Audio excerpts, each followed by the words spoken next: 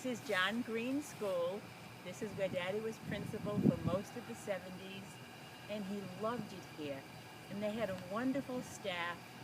They always said it was like a big family, and that Jack worked as hard as they did. He was always in the front yard and the backyard.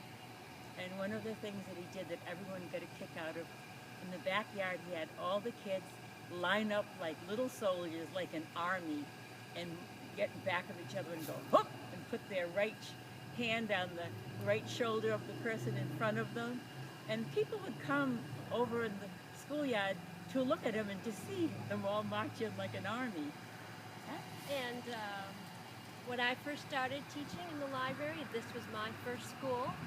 And some of the teachers that were there then were there when I was there, and they were always saying funny little stories about what Jack did. And also when we went to Gorton next door, some of the students that we met went here, and they said, "Jack, Mr. Welch is your father?" No way! So luckily they liked him a lot. So it made it easy on us. He may have been responsible for getting this addition to the gym. And today, even after 30 years of the Papa being out of this school, most of the faculty still meets for lunch like every 2 months, and they go over and over the funny stories, especially about the Gelbers. Geblers. Which were a very special family. I won't say anymore. If you want to ask for some stories from John Green School, now would be a good time. But not really. Okay.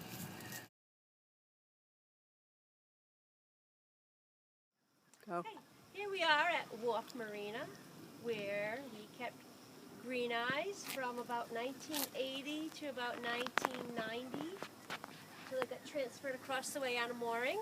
And we had so much fun here with the Finans and the Bensons and the DePreets and Revy and the DeColas, and lots of fun on the bay, lots of fun at the dock, gong shows, movies, belly dancers, barbecues, the occasional falling in of someone. And of course, your love of sailing has been passed on to me, and I hope that gets passed on to my kids as well. So I thank you for that, Dad, very much. You opened up doors that may never have been opened. So, okay. Last one on the bay. Turn out the lights!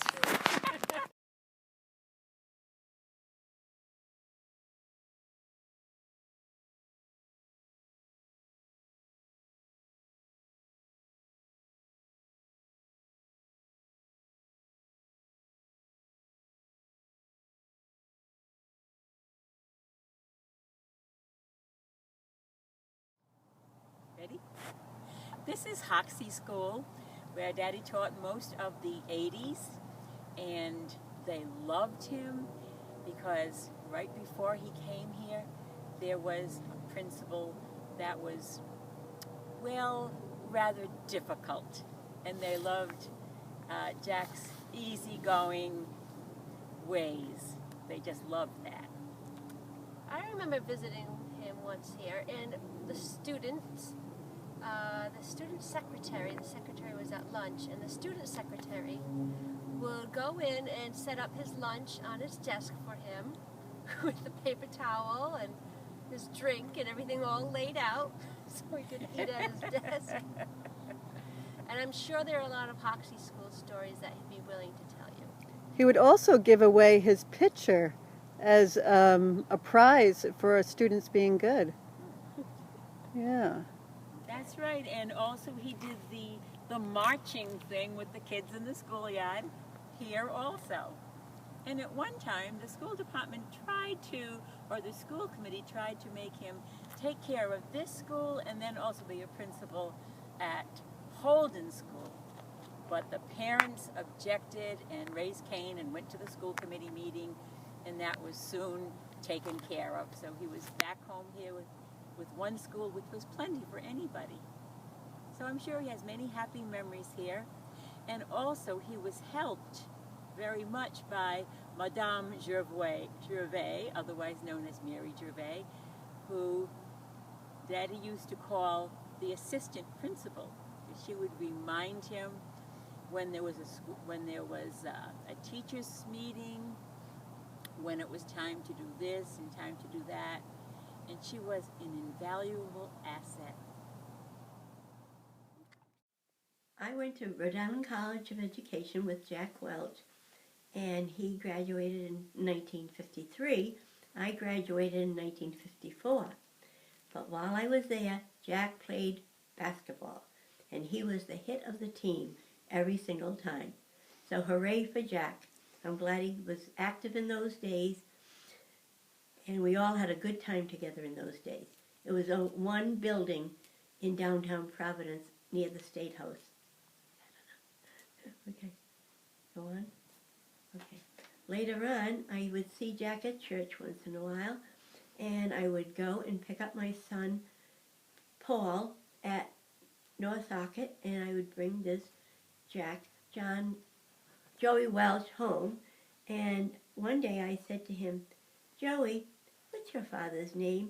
And he said, John Welch. John? I said, is he a teacher? Yes, he is. Well, then I know your dad very, very well. And from then on, Joey used to come over and visit Paul, and he always went to the refrigerator and got peanut butter and jelly because he wanted a peanut butter and jelly sandwich. And now I've seen Joe Welch recently, and his son likes peanut butter and jelly sandwiches. But anyway, as I got back to the teaching, and I went to Drumrock for a year, then I went to John Wicks, and I was transferred. And when I told Jack where I was going, and I was probably going to have a second or third grade, he said, Mary, you don't want to do that. Why don't you come to Green School? I'm the principal there, and I need a sixth grade teacher. He said, you won't like the other school. I said, well, Jack, I've never taught sixth grade, and I would really be afraid of it. So he said, but I will go in and teach the social studies and help you in any way I can because I think you'll enjoy it more. Well, instead, I did go to the other school, and it was very rough there. When they closed Conimicut School, the teachers from Conimicut didn't want to come to Hoxie. So she retired, and that's when Jack Welch became our principal. And over these years, he was the very best principal I ever did have. The children loved him. He was very easy to work with. He had a good sense of humor. And I loved the way when he would come in and sit down with the children in my class and talk to them. He'd listen to them read, and he seemed to like what was going on there all the time. So it was very encouraging to the children. How about with the teachers? Did the teachers like him too? The teachers loved him, yes. And he was there, and we did have, the teachers always thought he was the greatest guy they could have. He got along with them very well. The children liked him. He always had a very good sense of humor, and that was very much needed because it was difficult teaching the low grades like that and being a new principal. And then he became principal of 2 schools. I can't think of the other one. Was it Lippet? I think it was. But anyway, he would walk back and forth. He was always very active that way. So if I said he was very much approved by the teachers, he certainly was. Always good sense of humor. When Papa retired, these are some notes that his students gave him. A new design boat just for you. Dear Mr. Welch, I'll bet you 100,000 bucks that your name will go down in history for the world's greatest principal. And I mean it. You've done so much for us. I just can't see you leave. When I say this, I'm speaking for everybody. We'll miss you. I'll always remember you. Valerie Place, grade 4, June 22nd, 1987. Okay, here's another one. Nice picture of Plum Beach Lighthouse in a sailboat. Wish you could stay, but life must go on. Hope I will see you in 3rd. Let's keep in touch. Brian Leach. And then the picture. We have to the best principal in the world, Mr. Welch. Boat again. I'm sensing a theme.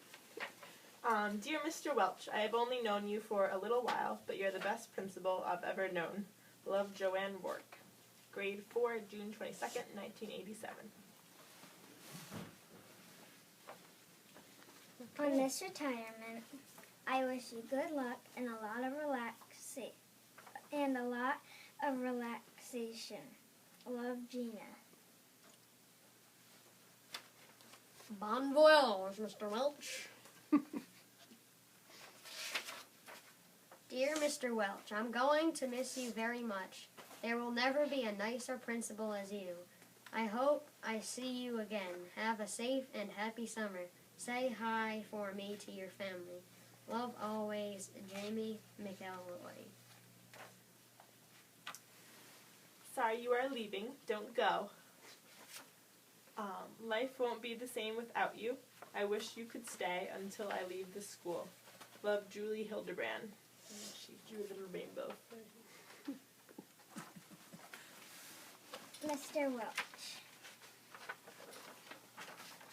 Dear Mr. Welch, we are all sad that you have to leave us. Will you come back and visit us next year? Have a good time sailing this summer. Love, your friend, Carrie. Okay, this is guessing from a teacher. Mr. Welch, over the last 8 years since the fall of 1979, we have indeed been very fortunate. You have everything we would have wished for in a principal. Under your guidance and leadership, these have been productive and happy years. No matter how trying the circumstances or how busy you were, each of us always experienced your warm and approachable manner. The children under your guidance have also been most fortunate because you have been a principal who cared. We have been blessed to have shared a part of your life. We wish you good health and happy sailing. Who's it from? It's from nobody. Anonymous. Secret agent. Just hope you have a great summer, Mr. Welch. And then, Dear Mr. Welch, it's sad that you have to leave. We all hope you come to visit us sometime. I don't think the next principal will be anything like you. So have a nice summer and come visit. From Amanda Goslin. Okay. We're at Bayview High School. This is where my father taught after he retired from Hoxie School. He decided that he wasn't quite ready to stay home, so he worked here at the school. He worked with the 7th and 8th graders, and he taught geography, and he absolutely loved it. And the nuns used to take good care of him. They would feed him tea and snacks after school. And I guess the students' parents really liked my dad as well because he got the kids to read newspapers, which they hadn't been. So, yeah, this is Bayview.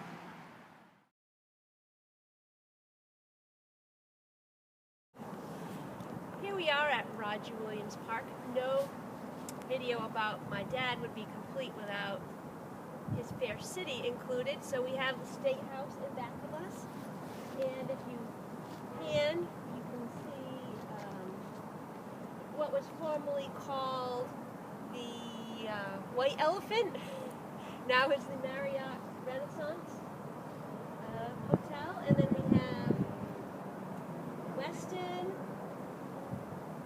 the Citizens Bank Plaza building. You can see City Hall, Superman building, and the steeple of a church. We don't know which one. But let's go get more up close and personal with this city, shall we? Here we are at the Providence Art Club, and everybody loves this little section of road here. Oops.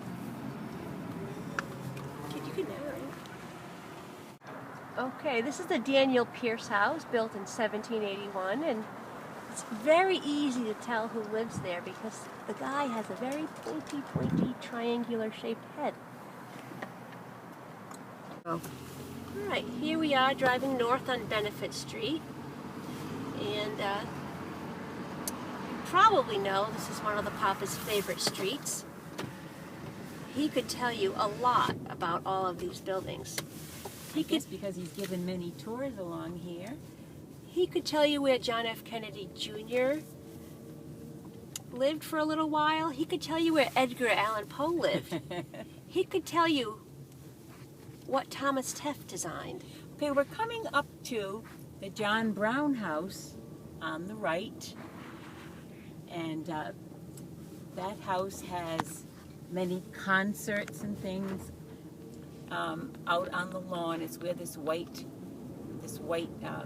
picket fence is, and we sit out there on the lawn many times With the Markhams? Under the elms, and listen to concerts during the summer every Thursday night. And it's quite nice, and we've been inside of it too also. Also on the left, Okay, yeah. there's a beautiful house, and I believe that that is the Burnside house. And Papa especially likes that because that has so many different features. It's beautiful. So years ago, many of these houses were all in disrepair, and a woman, I forget her name, she decided that she was going to head a fund to have them all restored. And now it's an historical landmark. And here we have the Providence Athenaeum on the right, Fancy word for a library. or a fancy library.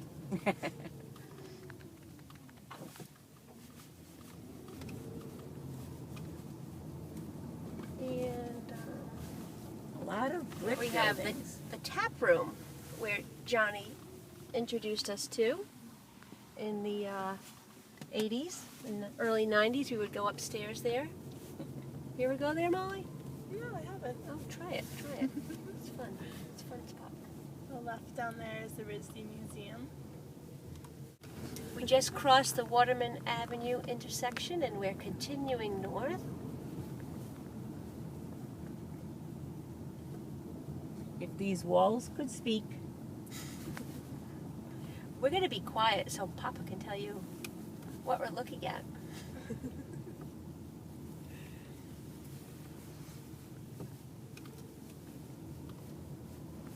The left is the old Court B&B. That's where I stayed when I came to visit Brown. Oh, wow. Who knew? She is.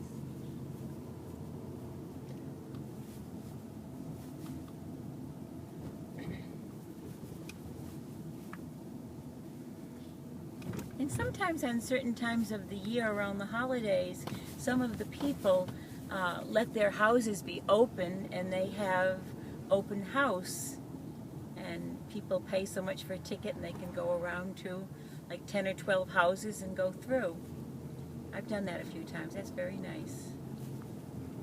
And Papa is usually a guide on the street telling people where to go, where to park.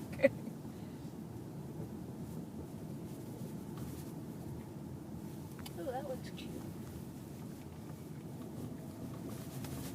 So coming up here on the left, you can see the boulders that were installed in front of this house. This happened after a couple of accidents where cars lost their brakes and drove straight into the house at the bottom of the street. Oh my goodness. Was that since you've been here, Molly? No, Oh. but my neighbor was one of the people that drove into the house. Really? Yes. Oh my goodness. Oh, we're getting near the end of Benefit Street. Look at this purple place on the left. Wow.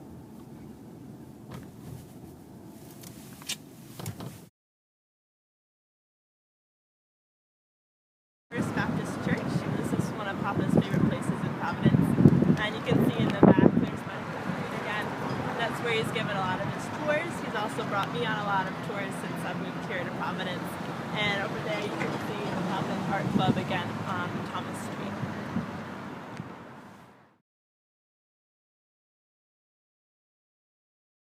This is the Providence Visitor Center where Jack comes most Mondays and he loves it. He tells people, you know, Where to go, which is Jack's favorite thing to do, is to tell people where to go. This is where he tells his wife he goes on Mondays. Okay? He doesn't always show up on Monday, but this is where he says he goes. Right? Oh my goodness. Well, is he good at what he does, Jack? Is he good at what he does? Jack is excellent at telling people where to go.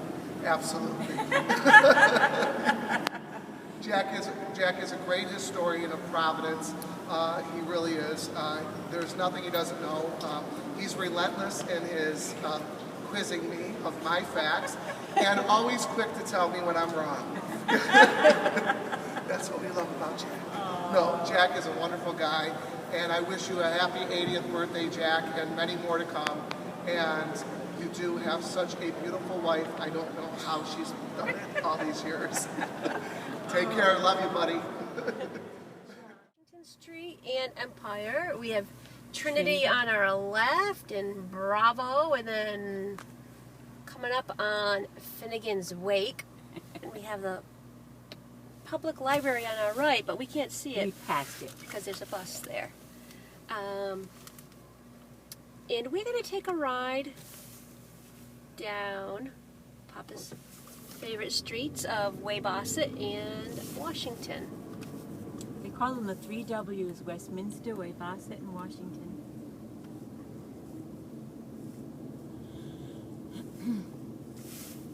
Okay, here we have the home of the Providence Business News on the 6th floor. That's where Jim Hanrahan works up there. Oh. And up the hill here.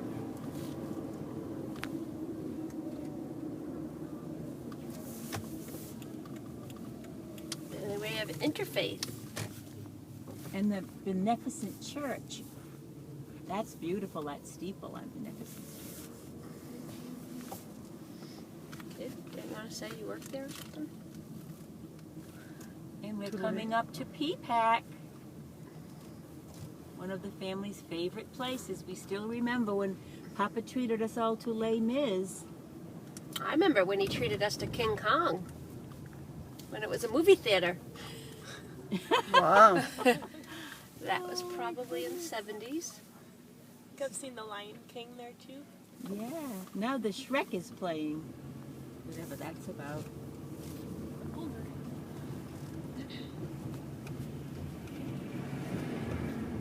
Okay. The arcade. Now. Arcade's coming up. We got Gourmet Heaven on the left. Johnson and Wales on the right.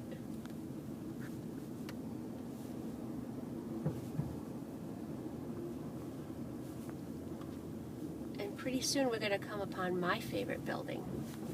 What is that? Dunkin' Donuts? What is that? It is right here on the left. Oh, I know. I'm going to pull over so you can get a good look at it. This really cute, tall building next to the arcade. Oh, yes. It's so narrow.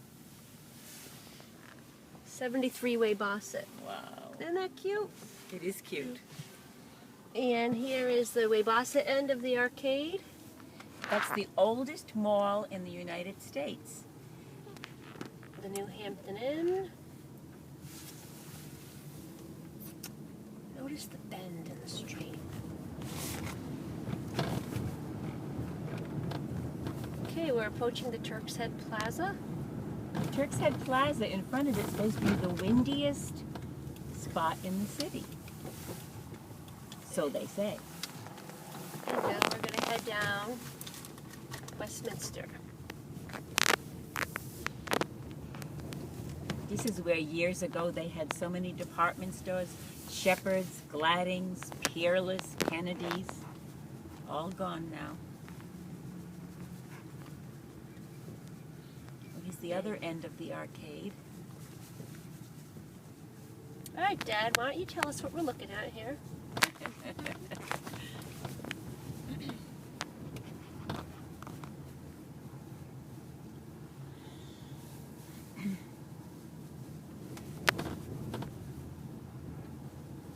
Is that the custom house? What they need down here is a grocery store, a big market.